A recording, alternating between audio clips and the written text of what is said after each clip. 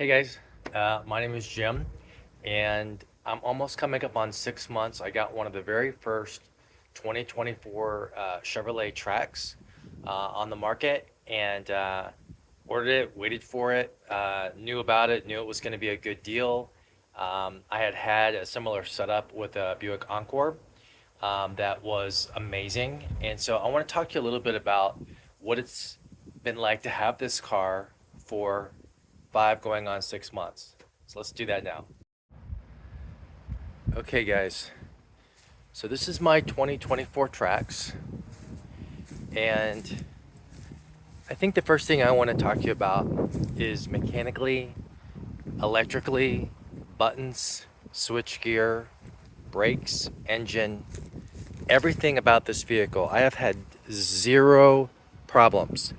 Now, I know this upsets some of you who have Asian car makes. I'm not going to say which make it is, but there's a very popular, well thought of make that when I did Google problems on it, it said it had mushy brakes.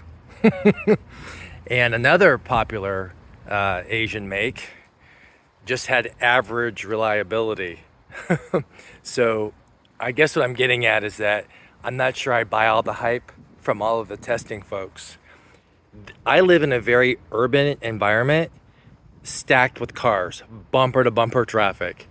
And I have to tell you, I don't have any acceleration problems. This is a 6-speed transmission, 161 pound-feet of torque, and I just don't have any issues with it.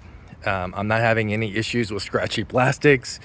In fact, I do want to point out one thing though. It has to do with the armrests here.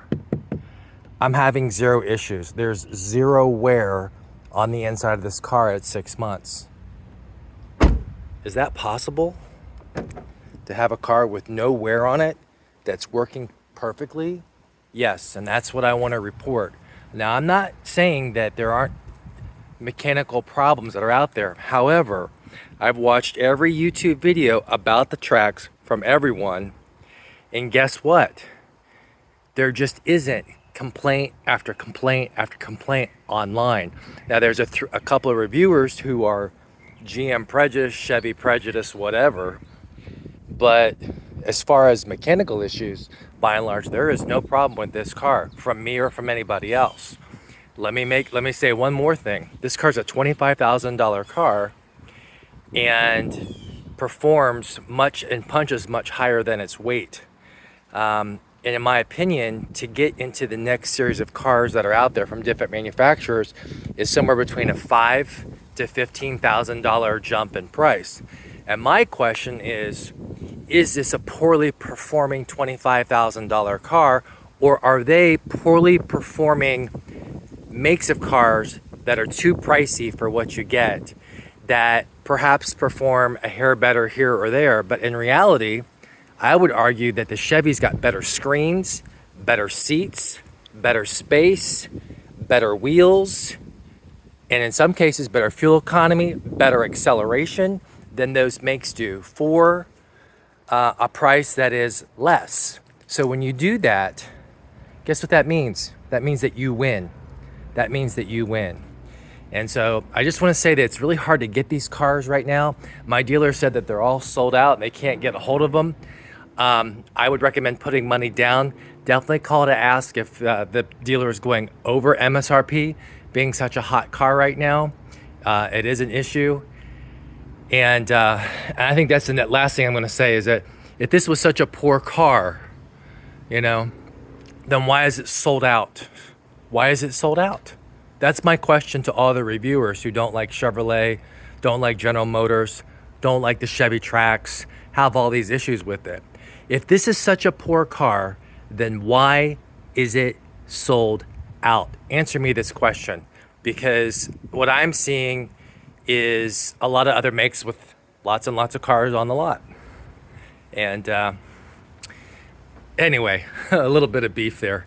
But I've been really happy with my Trax. It's performed really well, holds things really nicely, and the seats are really comfortable, and the electronics make getting around really, really easily. Take a look at my other videos, guys. I just want to say I'm really thankful for the number of views that I've had. I've got one video that has 14,000 views. When I did it, I thought maybe I would get 200 or 300 views, not 14,000 views. And some of the other videos have got thousands of views, and I'm just kind of blown away actually at all of that. But I just wanted to share with you that if you're lucky enough to get a Trax, buy it. I do want to address one more issue. It has to do with all-wheel drive. So if you live in a northern climate, and I grew up in Ohio with snow and ice, and I never had all-wheel drive. I had 4 good tires, and guess what? I'm still standing on planet Earth, and I didn't have a problem. And all these people like, oh, you have to have all-wheel drive or you're gonna die. I'm in Florida. I promise you that my need for all-wheel drive is beyond lower than 0. And when I was living in Ohio with all of those front-wheel drive cars that I drove for all those years, I'm 56, I never once had a problem. So my question is where is this? Well, it's not a real SUV. Well, let me put it to you like this. Again, it's about value versus price. And I would like to say that I think that given the economy that we're in, a lot of these other makes and a lot of these other models, they fail the value test. I think that's what I'm trying to say. It's not that this car isn't good enough. It's that those cars fail the value test for where we're at today as an economy and as a country. They fail. They're failures. But the Chevy is not. And that's what I want to say to you. And if you're trying to get one, like I said, call around, be willing to drive, see if you can find a dealer that doesn't charge over MSRP. Talk to the internet sales department if you can. Alrighty, have a good one.